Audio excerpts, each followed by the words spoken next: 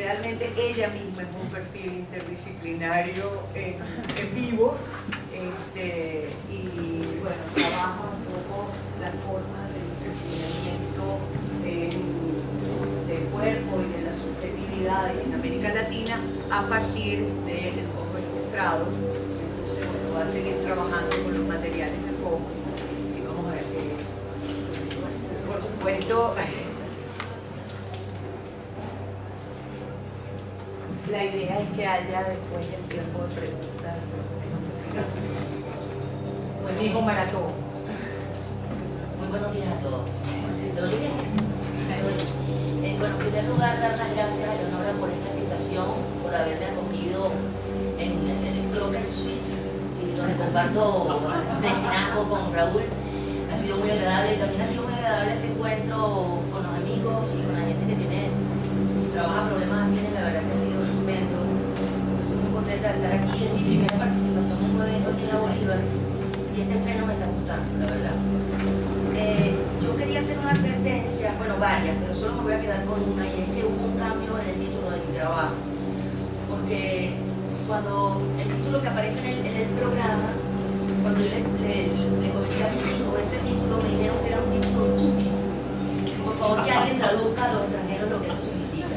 Entonces yo no quería, obviamente, un título tuki, quería algo como friki, pero tampoco me salió. De todas maneras, yo, bueno, voy a tratar bueno, voy a decir el título nuevo, que no tiene demasiadas variaciones. Digamos que, grosso modo, para los extranjeros, las personas que escuchan reggaetón son tuki. Eso es lo que me dijo mi hijo menor.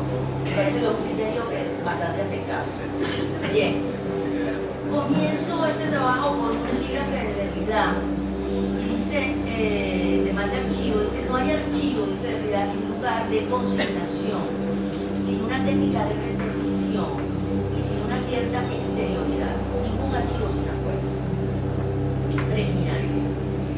El 1 de enero de 1892, los propietarios de la empresa Licomo, famosa por la manufactura de cigarrillos y por haber sacado provecho de la cojera de uno de sus miembros para bautizar los productos de sus compañías, editan el primer número del Cojo Ilustrado, la célebre revista caraqueña que estaría destinada a ocupar un sitial de honor en los anales del periodismo venezolano como uno de los proyectos editoriales más emblemáticos de su época. En el prospecto del primer ejemplar de la revista, sus editores se dicen animados por un espíritu de progreso con miras al bienestar de la patria y de sus habitantes, al tiempo que asegura poseer la última tecnología en materia de grabados para hacer una revista que no desmerezca de las que se dan a luz en el extranjero. Por otra parte, afirman que el contenido de las secciones se orientará hacia aquellos que contribuyan a la ilustración y enseñanza del pueblo venezolano. En materia de grabados, la balanza se inclina por los que muestren para el extranjero los usos, costumbres y progresos de la patria. El editorial termina exhortando a los escritores a enviar colaboraciones en las que brille el talento patrio y que de algún modo representen interés nacional o revistan carácter genuinamente venezolano. Esto es una revista cuyos contenidos estén a la altura de los mejores, que contribuyan a la ilustración de sus lectores y que muestren en el extranjero los usos, costumbres y progresos de la patria, o lo que es lo mismo, un archivo que consigna la memoria colectiva de su tiempo, con sus cruzadas evangelizadoras y sus particulares destrezas de clasificación y exhibición de contenidos. Desde esta perspectiva, pretendo analizar las estrategias de incorporación de la normal en el Cojo Ilustrado de Caracas. Siguiendo las pautas propuestas por Derrida para la elaboración de archivos, mi trabajo consistirá, por una parte, en identificar aquellas técnicas de repetición que permitan clasificar sus contenidos por afinidades discursivas. De entre ellas destacan las pergeñadas en el prospecto inaugural, algunas de las que acabo de leer. Me refiero al tema del progreso y de su exhibición sin cortapisas. Posteriormente me ocuparé de rastrear el perfil de aquellas anomalías que en apariencia no forman parte del archivo, que son su afuera, que paradójicamente desde adentro da sentido al acontecimiento que el archivo registra. Tal es el caso de las estrategias de incorporación sesgada de algunos tipos que parecen empañar las conquistas del progreso en suelo patrio. De esta manera pretendo seleccionar el corpus de un primer archivo de sujetos peligrosos, y esto en el sentido más transparentemente Foucaultiano de la acepción, en las páginas de la revista, un archivo ilustrado compuesto de afinidades temáticas que por la vía de la repetición incorpora contenido o anomalías que se ubican tanto dentro como fuera de sus fronteras. La identificación de esta paradoja me ha obligado a interrogar la textura y estrategias discursivas de esa cierta exterioridad que señala Derrida como condición sine qua non del archivo. Algunos de los tipos que abordaré en estas páginas dependen de esta condición de exterioridad para poder estar dentro, y creo que de esta consistencia paradójica pende no solo su incorporación sesgada en las páginas de la revista, sino sus contradictorios esfuerzos de clasificación contemporánea. He catalogado las anomalías de este archivo en 4 tipos debido a su frecuente circulación en los 12 primeros años de edición de la revista, aunque también he agregado imágenes y comentarios de épocas posteriores. Estos títulos son, perdonen, y no les leí el título, disculpen. Entonces, anomalías ilustradas siguen manteniéndose el título, salvajes, incorregibles, débiles y villanos en el poco ilustrado de Caracas. Estos tipos son, estos anormales son el salvaje o el indio, el incorregible o el negro, el débil o enfermo y el villano, que es el criminal perverso. Estos sujetos destacan porque introducen un ruido en el compendio visual de la nación, por las lesiones que infringen a la patria y a sus ciudadanos, y porque su presencia en las páginas de la revista pareciera perturbar la armonía del concierto nacional. Así, mientras indios y negros marchitan en el escenario internacional el nivel de urbanidad alcanzado por los locales, los débiles y perversos constituyen un atentado contra el bienestar de la nación y como tal deben ser extirpados del cuerpo social. Eric, ¿me haces la segunda ya que, por favor, de pasarme las imágenes? No todavía, pero te lo voy a indicar de inmediato. En un resumen, 1, salvajes. En un resumen de los 15 primeros números de la revista del 1 de septiembre de 1892, las fotografías han sido clasificadas por monumentos, calles, plazas, escritores, músicos, ingenieros, etc. Y finalmente por retratos de tipos y costumbres. En este apartado se introducen los tipos populares que la revista clasifica. Es así. Es el primero, bueno, gracias, de todas maneras. Gracias.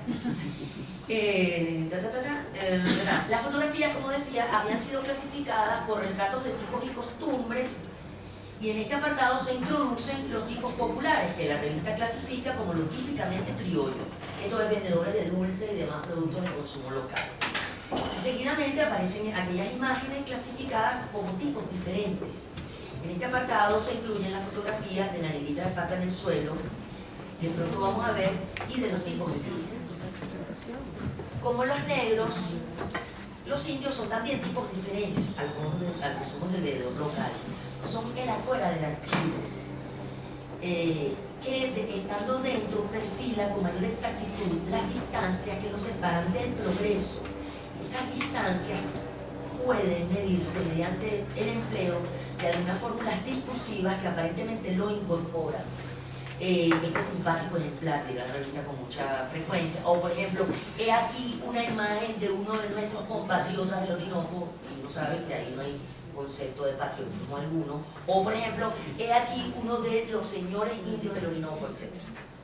Estas estrategias discursivas lo incorporan en el archivo a través de la carpeta de particularidades étnicas, y es precisamente esta condición la que les otorga un espacio en el compendio visual de la nación. De ella depende que su tipología consiga mitigar la imagen del indígena salvaje y antropófago popularizada por los viajeros decimonónicos de la primera mitad del siglo XIX, lo que pondría indudablemente en peligro el despliegue de nuevos tipos de colonialismo, lo que en ese momento sería lo mismo de inversión extranjera. Y estos reclamos de la nación en cierre les da derecho de ciudadanía con todo y reserva. ¿Podría? Gracias. Bueno, estas son dos de las imágenes, ¿no? En la versión escrita de este trabajo voy a incorporar algunos comentarios de estos viajes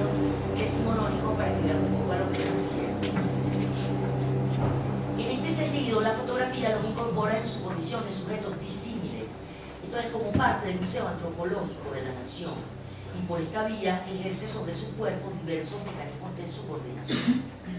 En estos casos la tipología funciona como un marcador de indicadores esenciales y como ven en la imagen se ubica el personaje en un set improvisado, se le agregan algunos elementos de utilería que lo catalogan como entidad tipológica, ¿verdad?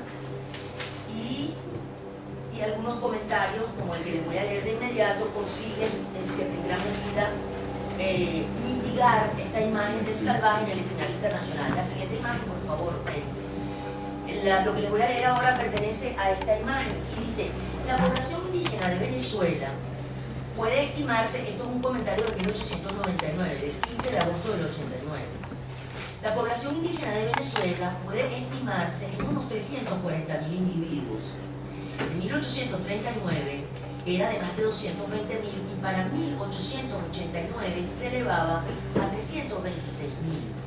De esta población, apenas una cuarta parte vive independientemente en regiones apartadas de los centros civilizados, donde débilmente alcanzan la jurisdicción de las autoridades públicas o la influencia del comercio ordinario. El resto es de indios en parte civilizados completamente y en parte identificados con la vida común y costumbres del país. La raza caribe es de las más inteligentes y se civiliza con bastante facilidad. Y como al mismo tiempo es fuerte e intrépida, donde ella existe se hace superior a todas las demás. Caribeño. Habita principalmente en la vasta región que forma la hoya inferior del Orinoco. Los grupos de caribes representados en las copias grabadas son de los que habitan en la Guayana venezolana.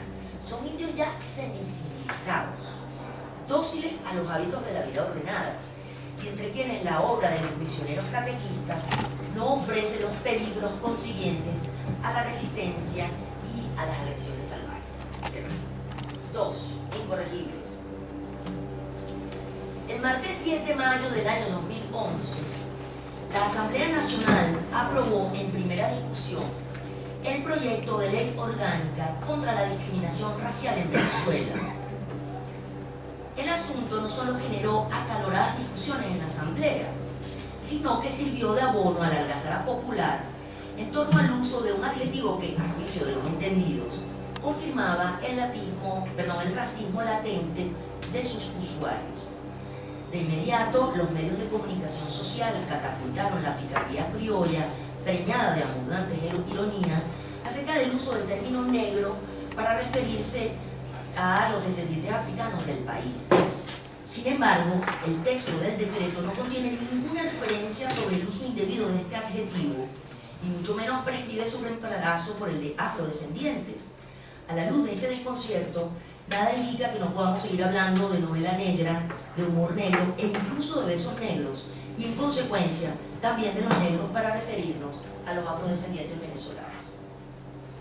En un libro revelador que aún espera traducción al castellano, el antropólogo francés David Lopoton analiza las cartografías y lenguajes del rostro como el signo más distintivo del individualismo moderno. La traducción de este texto sería algo así como rostros.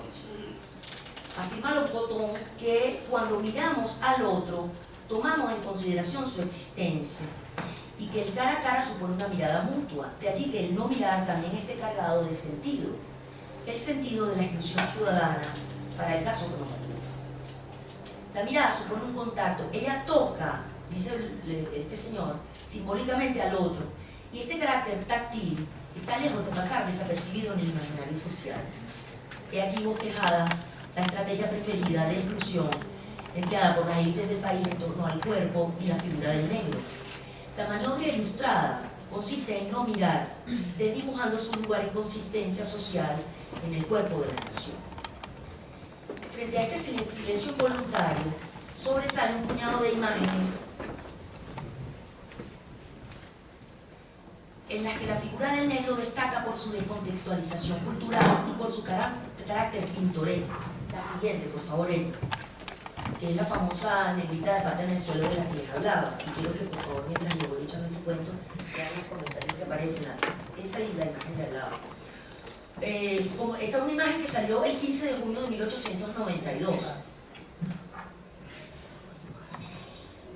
como los tipos populares, los panaderos, lecheros, carboneros, aguadores, etcétera, que tienen mucha, amplísima circulación en la revista.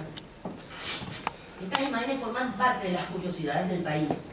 Son las típicas escenas amenas y pintorescas, y la cosa que es recurrente en estas imágenes es el empleo de la idea según la cual esto va a desaparecer cuanto antes. Y en mi pueblo todavía hay gente vendiendo carne de manera informal en las calles.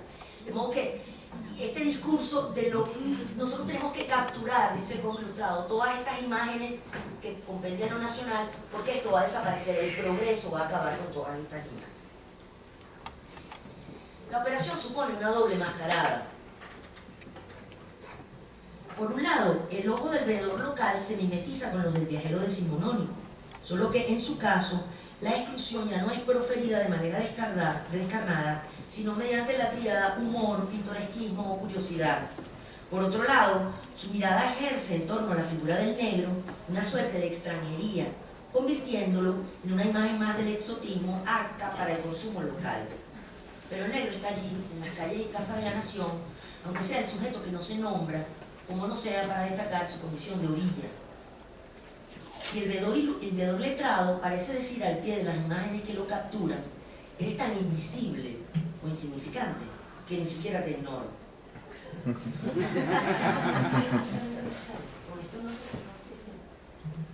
No, es para grabar. Repite esa frase que es Por favor. Este ejercicio de oclusión se hace patente en aquellas imágenes de grupo en las que la figura del negro aparece entre los estudiantes de la universidad, por favor la siguiente, o como miembro de instituciones burguesas. En estos casos no son representantes de su cultura, sino miembros de sus respectivas corporaciones, y aún así resulta evidente su posición periférica en el plano general de la fotografía. Y por favor pasa a la siguiente. Esa es la que me interesa. Todas las imágenes de grupos donde aparecen personajes como este que estoy trabajando, destaca, por ejemplo, saber que estas fotografías tienen unos planos bien definidos, una ubicación de los personajes bien definidos. Entonces, obviamente en el primer plano están los profesores y los ilustres profesores de la universidad. Eran aquellos ilustres profesores de la universidad, los nuevos ya no somos así. En el segundo plano están las personas de calidad, alumnos de calidad, y obviamente el perraje viene apareciendo en la medida en que va apareciendo planos nuevos en la imagen. Me llama muchísimo la atención la imagen de este personaje allí. En primer lugar porque está vestido de manera diferente. Y bueno, uno puede decir, bueno, es un negrito faramallero. Pero está vestido de manera diferente y está pujando por aparecer en la fotografía. Por otro lado, hay en el comentario de la fotografía hay tantos personajes, tantos nombres como personajes hay menos uno. Entonces yo me he preguntado, he estado lucubrando, bueno, ¿qué hace ese personaje ahí? Me parece muy extraño que esté vestido de un modo diferente, además está intentando realmente aparecer en la imagen. Y por otro lado, el hecho de que esté vestido, como decía, de una manera diferente, en fin, yo creo que este señor está intentando ahí, a veces sospecho que es una omisión deliberada de su personaje en tanto estudiante de ingeniería, en fin. Me parece un poco también osado de su parte aparecer si es un técnico, si no es un estudiante. Yo creo que este señor forma parte del asunto y el señor, y quien capturó la imagen deliberadamente omitió su nombre en la reseña de la fotografía. A la luz de estas estrategias de ocultamiento, resulta difícil acercarnos a los prejuicios que se articulan en torno a la figura y costumbres de los negros en las páginas de la revista, porque pareciera que son prejuicios y no otra cosa los responsables de esta evidente invisibilidad de los cuerpos, como lo testimonia su presencia periférica en prácticamente todas las imágenes grupales de extracción popular presentes en el cojo. Las imágenes son innumerables y la única manera de otear la trama de estas tropelías es recurriendo a los comentarios acerca de los negros extranjeros, donde el discurso ilustrado no escatima esfuerzos para cristalizar todo el andamiaje de exclusión pasiva que reafirma el tópico de su incapacidad intelectual, de su natural hedonismo y consabida resistencia ante la higienización y contención de sus más primarios deseos corporales. Y la siguiente imagen. El 1 de abril de 1896, la revista publica en la sección Impresiones de viaje una crónica suscrita por Eloy González durante su estadía en la isla de Barbados. Al arribar al muelle de Bridgetown, lo primero que te enseña González es la gritería y el olor de la turba de insulares. Dice González, aquella masa negra de la cual creéis que va a escaparse un vaho nauseabundo de alquitrán y ricino por lo mugriento de sus mandiles, por lo sudoroso de los desnudos pechos, por lo miserable de los andrajos. Seguidamente se pregunta cómo entre tanto miserable no se ven los mendigos, sin haberos fijado, agrega después, en que todos lo son. Y algunas líneas después agrega, cito, cómo en esta tierra frágil y generosa en dones haya una población tan desgraciada, hambrienta, desnuda y misérrima, sin atender a que de otra manera no acontecería si no fuese por las condiciones cerebrales de estos pobladores, retrasados en la evolución por el grillete de la conquista, simios rudimentarios, organismos incompletos, sobre los cuales tiene que obrar lenta y fortísimamente los grandes agentes demográficos. Cierra cita. González no se ahorra detalles al reseñar las dificultades que enfrentaría cualquier nación compuesta por semejantes ciudadanos. Y hablando de esta imagen, dice lo siguiente: el hijo antropomorfo de esta gente negra, como una eterna reproducción de un grado preciso en la ascendente escala zoológica, semidesnudo, feísimo, asombradísimo, va formándose el futuro colono, carga mugrienta que esta tierra arroja en algún barquichuelo, para que vaya por todo el archipiélago arrastrando junto con sus harapos su existencia, desde su origen inútil para sí y luego desastrosa para la patria. No saldrán de esta condición. El hombre, un antropopiteco cubierto con desechos de vestido de otro, y la mujer, una repugnante hembra tolerada por la necesidad en las calles y los arrabales. Gracias.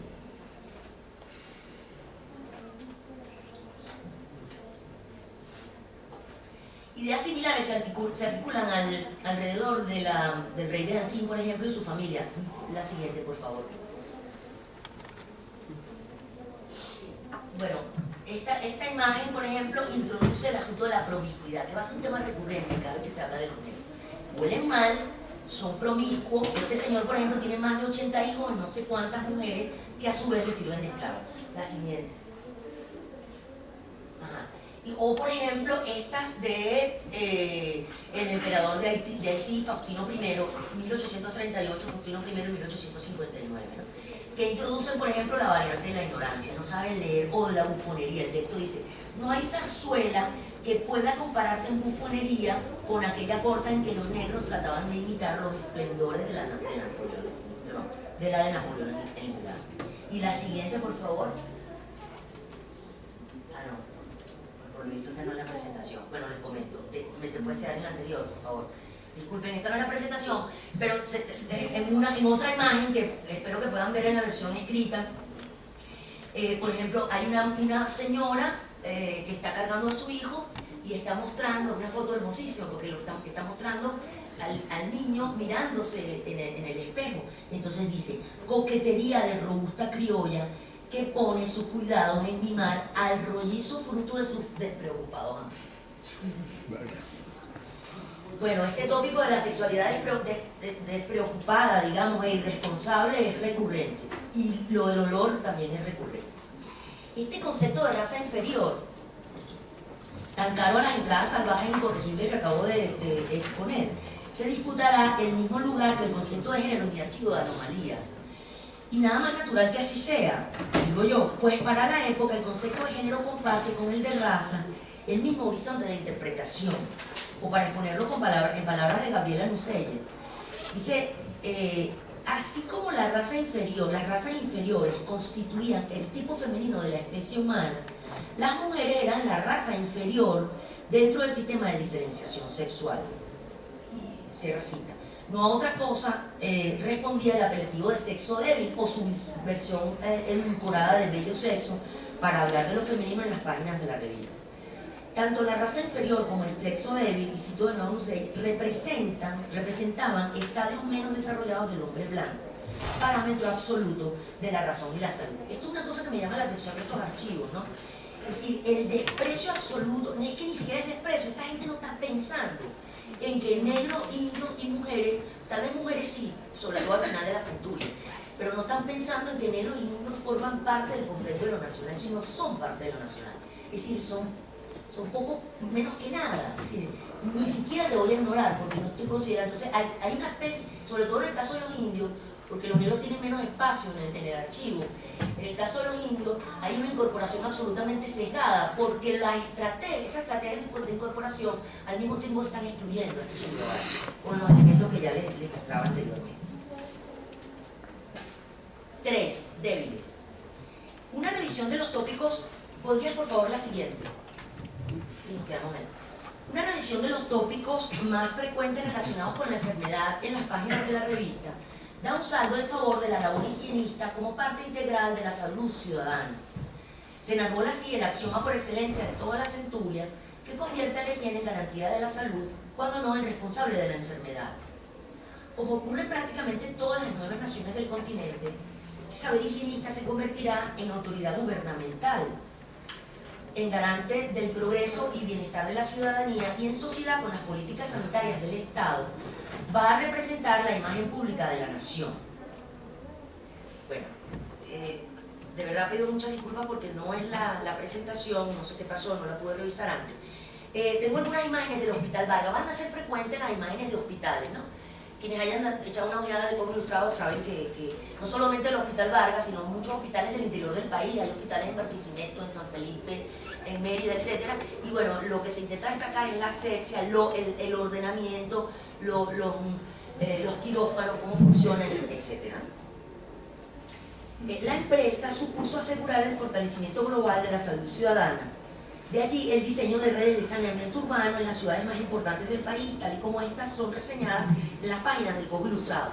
Construcción, por ejemplo, de sistemas de aguas potables y servidas, empedramiento y alcantarillado de las ciudades, creación de cementerios, hospitales, orfanatos, cárceles, mataderos y todo un sistema integral de bienesturías sociales destinadas al saneamiento integral de las ciudades.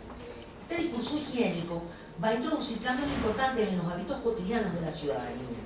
El más destacado es el que prescribe un severo régimen de asepsia en manos y rostros. De allí la amplia oferta de jabones bactericidas y de otros más especializados que se ocupan de eliminar no solo las imperfecciones de la piel, sino incluso imponen su blanqueamiento, suavidad y acabado de terciopelo. Algunas de estas imágenes muestran lo que estoy diciendo. Pero en sociedad con el registro cortesano, la higiene también consolidará las distinciones que ella misma había venido estableciendo entre el cuerpo enfermo y el cuerpo sano. Y la palabra que vendrá en auxilio para establecer el diagnóstico será el vigor.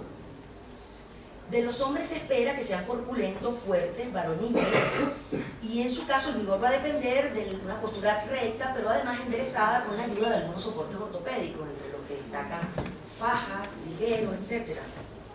Y el vestido también va a refrendar en cierta medida esta noción de vigor, el uso de chalecos, frac, o sea, yo nunca me he puesto una cosa de esa, pero yo me imagino que eso lo debe poner a uno de esta manera.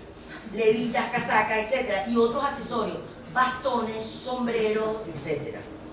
Y por supuesto todo esto aderezado con paso firme, es decir, el hombre puede caminar firme, el paso se debe sentir, etc. ¿No? Todo esto va a ser garantía del prototipo masculino de la revista.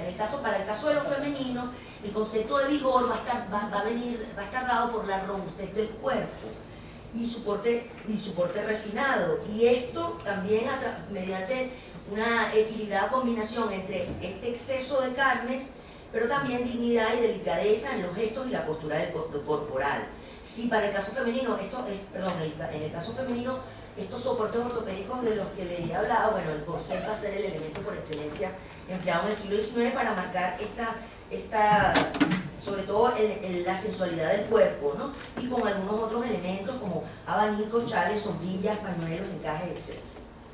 Pero quizás sea el tema de la debilidad la más notable de las taras de este periodo higienista, sobre todo si se entiende como la contrapartida del vigor ciudadano, de cuya existencia depende la consolidación de las fuerzas productivas de la nación.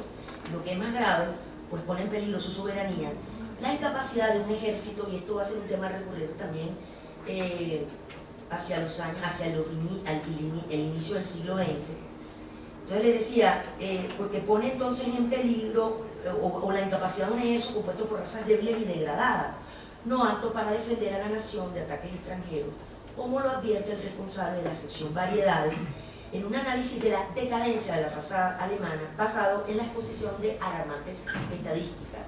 Y cito, solo el 54% de los jóvenes que se han llamado al servicio militar han podido alistarse bajo los pabellones del ejército. Es así que cerca de la mitad de los hombres de 20 a 22 años es muy débil y menguada para llevar las armas. Luego agrega que las razones no son otras que el exceso de bebidas alcohólicas en la juventud, por ejemplo, o los enlaces precoces en cierta clase social, o por ejemplo respecto a las multitudes pobres, insiste en que el problema es un problema de debilidad por insuficiencia de alimentación. En otro texto, también de esta sección de Variedades, titulado Debilidad del sexo fuerte, y cito, dice, los maliciosos aseguran que reconocen por causa de esta debilidad los vicios. Gran número de hombres mueren prematuramente por intemperancias diversas. Sin duda de que algo de cierto hay en tal afirmación. No es el respeto a la higiene la norma de nuestra existencia, ni mucho menos. Gran número de hombres mueren prematuramente por estas causas. De allí que no extrañe que el cuerpo débil sea el verdadero atentado contra el progreso de la nación, y que a las causas de la decadencia que acabo de reseñar se agreguen otras de similar envergadura, un alambicado abanico de enfermedades respiratorias o de la sangre, de anemia, clorosis. La publicidad de cierta medida anuncia estas enfermedades o estas debilidades. Clorosis incluso en potencia masculina. El problema del vigor en lo masculino está relacionado con la impotencia. Y hay una serie de adminículos, de aparatos, son como una especie de Viagra decimonónico, que ayuda a solventar la tara.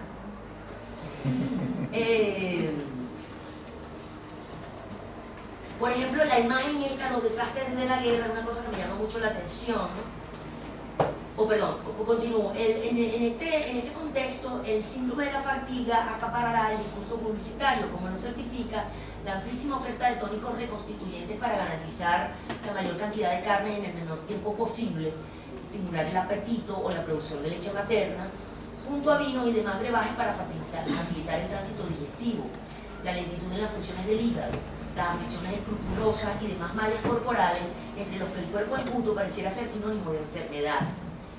Y de entre estos cuerpos destacan aquellos que son consecuencia de la guerra. Claro, uno se pregunta, ¿pero de qué guerra habla esta gente? Porque realmente no hay una referencia clara en la revista acerca de las guerras o de la guerra de la que son consecuencia de estos ciudadanos, ¿no? Y me parece que la imagen feliz de una nación pujante y moderna, que es el discurso de la revista, asignada por las prerrogativas del progreso, introduce nuestro desconcierto frente a estas imágenes, esta imagen de este extremo izquierdo, que parecieran haber burlado el cerco del archivo, como lo demuestra el comentario que asegura el destino incierto de las víctimas, y cito, ahí, en un jirón de tierra que todavía tiembla de espanto, la naturaleza misma aparece como un escenario infeliz, solo capaz para encuadrar el espectáculo de una familia de campesinos ayer robustos, de labregos que fueron vigorosos y de renuevos que estuvieron sanos, viva ahora la esposa, en desamparo las hijas. En otro grupo los mutilados, los inválidos, los futuros legionarios de la mendicidad, que en vano nos alargarán la única mano trémula sacada del duelo en kilómetros. Como contra las patologías más comunes, debilidad, agotamiento y enfermedades respiratorias, la farmacopea prescribe la práctica del deporte, de actividades al aire libre y de excursiones campestres que aprovechen las propiedades curativas del medio ambiente. La incorporación de estos hábitos de higiene ciudadana alcanzarán su punto culminante con la consolidación de la familia mononuclear reproductora y la dedicación al trabajo o a una empresa útil capaz de asegurar los destinos de la nación. Yo he revisado algunas revistas de medicina y de farmacia de la época, no solo caraqueñas, sino también de algunas ciudades del interior, y los contenidos de estas revistas establecen diferencias capitales en cuanto al tratamiento de la enfermedad. Por ejemplo, en la Unión Farmacéutica hay una sección fija, pero esto es recurrente, ¿no? En las secciones en donde se habla, por ejemplo, de advertencia, una de las cosas que me llamaba la atención, de envenenamiento, por ejemplo, por mala praxis en la elaboración de las fórmulas farmacéuticas, o de conocimiento de las cantidades, o malas administraciones, etc. Y pienso que nada de esto me parece, ¿no?, que me llamaba la atención que nada de esto es reseñado. Es decir, la enfermedad, la gran enfermedad de la revista, no es la enfermedad como tal, sino el problema de la debilidad. Creo, por ejemplo, a mí me desconcertaba la mención solapada, cuando no existente, de enfermedades endémicas como el paludismo, que en estas otras revistas, por ejemplo, el discurso es hegemónico. O el anatema del silencio, por ejemplo, impuesto a las enfermedades secretas. Si el problema de las enfermedades venéreas va a ser el gran tema de estas otras revistas. Sin embargo, nada de esto se reseña en el Cosmo Ilustrado. Y la verdad es que no creo que se trate solamente de que no es una revista especializada. Creo que hay una intención, ¿no? Son contenidos precisamente que necesariamente deben ser evadidos, porque el tema del progreso acapara todo el resto del discurso. 4. Villanos. Para finalizar, me interesa destacar la aparición de mi último sujeto peligroso. La siguiente, por favor.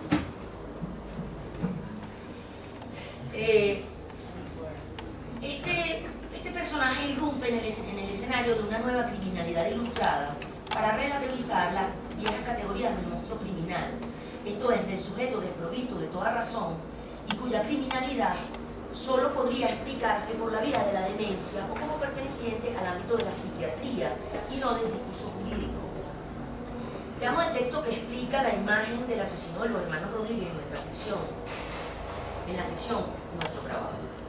Y sí, en todos los puntos de Venezuela, a donde la prensa ha llevado la noticia y los detalles del asesinato perpetrado en el Morro de Valencia en las personas de los hermanos Rodríguez por Rafael Acosta, ¿acaso no se haya levantado ni una voz de excusa para el homicida, que sin antecedentes de enemistad con las víctimas, sin necesidad de violencia en aquel caso, sin motivo justificable alguno, consumó su crimen por la única razón de ya amolada del arma? La fotografía del delincuente nos ha llegado de Valencia, en donde fue tomada en el calabozo de la prisión. Allí solo se le dejaba ver de los reporteros de la prensa carabobeña, que ha publicado los primeros interrogatorios, en los cuales llama la atención el descaro con que contestaba el asesino, que se revela en sus facciones y su actitud. Cierra así. De acuerdo con las declaraciones de estos nuevos criminales, todo lo concerniente a su delito pareciera pertenecer al ámbito de la normalidad, o en todo caso al registro de una normalidad asediada por pulsiones e instintos momentáneos que acechan desde el umbral de la racionalidad a ciertos individuos. En este contexto, la pulsión, o para decirlo con Foucault, cierta dinámica mórbida del instinto, aquello que nos exhorta a transgredir la norma a sabiendas de que eso y no otra cosa hacemos, no puede llamarse locura o ausencia de razón, sino perversión. Y para demostrarlo está la respuesta que el criminal ofrece a la pregunta que intenta despejar las razones de su crimen. ¿Ya amolada el arma?, dice el fulano. Algo así como, siendo que el arma que yo amolaba estaba lista en el momento en que los hermanos Rodríguez se cruzaron por mi camino, me pareció oportuno comprobar si el filo de la misma era capaz de acabar con sus respectivas vidas. En caso de que falten referencias para afinar la imagen de este nuevo enemigo ciudadano, agréguese su inalterable serenidad al momento de ejecutar a sus víctimas y de explicar las razones que lo indujeron al crimen, que, como dice el texto, se revela en sus facciones y en su actitud. Entre 1898 y 1904, el Cosmo Ilustrado publica un considerable número de traducciones críticas que exponen las discusiones que la antropología criminal tiene motorizando en Europa. Los nombres de Lombroso, Garófalo, Ferri circulan libremente para dar cuenta de las preocupaciones de una nueva ciencia criminal que no solo se articula a partir de lo que hacen los hombres, sino también a partir de lo que son, o de lo que se supone que deben ser. Este nuevo saber psicosociológico de la delincuencia gozará de gran popularidad para la época, y basado en una teoría de la degeneración e inspirado por las cruzadas higienistas de su tiempo, obligará a la racionalidad burguesa a diseñar correctivos destinados a paliar su impacto en el cuerpo social. En la base de esta nueva diatriba está la certeza de que toda acción criminal, toda degeneración es de índole parasitaria, una nueva enfermedad que impone el aislamiento para evitar la contaminación, como lo certifican los nuevos dispositivos de penalización que aíslan al perverso y lo inscriben en programas de regeneración. A ver si hay otra imagen, por favor, Eric. No. Qué pena, de verdad. por muy irónico que parezca, es que la otra imagen que les quería mostrar, pensando en este asunto de la regeneración, es, por ejemplo, salen muchísimas imágenes de la Escuela de Artes y Oficios, ¿no? Que pretende regenerar a esta gente que está siendo penalizada en las cárceles. Entonces, típico, ¿no? Taller de alpargatería. El trabajo, por ejemplo, el lema, el trabajo os hará, algo así como Auschwitz, ¿no? El trabajo os hará libre, cosas de ese estilo, ¿no? Y esto también me llamaba mucho la atención, ¿no? Porque es la institución, así como el hospital se encarga del enfermo, y de la enfermedad no se habla mucho, sino de la debilidad, o digamos que la gran enfermedad en el Congo es la debilidad, también ocurre otro tanto con esto. ¿Sí? El discurso positivista está seguro de que la cárcel es el espacio de corrección por excelencia, y como tal se van a emplear a diseñar dispositivos que permitan insertar después a este criminal en el discurso, en lo social, ¿no? Esto parece irónico, ¿no? Si pensamos en la situación de las cárceles en este momento, pero en fin. Dice, por ejemplo, en la Escuela de Artes y Oficios, el comentario es: esta obra, a todas luces altruista, porque tiende a extirpar vicios inveterados, a despertar en el corazón de muchos hombres el amor al trabajo, que es la base de todo bien.